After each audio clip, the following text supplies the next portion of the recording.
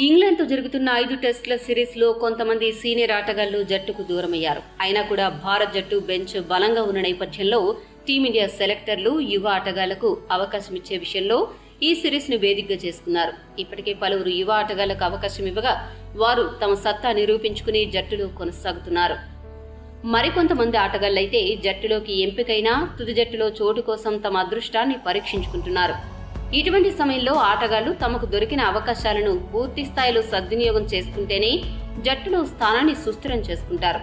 అలా కాకుండా వచ్చిన అవకాశాలను సద్వినియోగం చేసుకోలేకపోతే ఒకసారి జట్టుకు దూరమైతే ఇప్పట్లో తిరిగి జట్టులోకి వచ్చే అవకాశం ఉండదని చెబుతూ పంత్ జట్టులోకి వస్తే ఎవరిపై వేటు పడుతుంది అనే విషయమై సంజయ్ మంజ్రేకర్ కీలక విశ్లేషణ చేశాడు.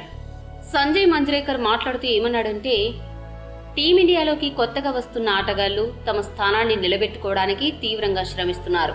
ఆ విషయంలో వారికి అభినందనలు. కానీ వికెట్ కీపర్ కేఎస్ భారత్ మాత్రం వచ్చిన అవకాశాలను ఎప్పుడూ దుర్వినియోగం చేసుకుంటున్నాడు.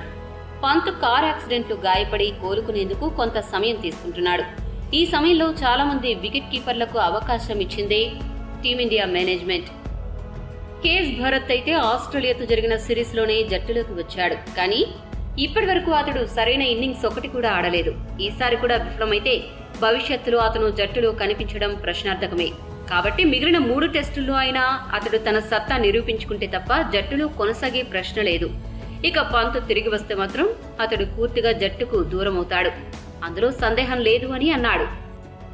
ఈ వీడియో మీకు నచ్చితే లైక్, షేర్, కామెంట్ చేయండి. మరిన్ని స్పోర్ట్స్ అప్డేట్స్ కోసం మా ఛానల్ ను సబ్స్క్రైబ్ చేసుకోండి.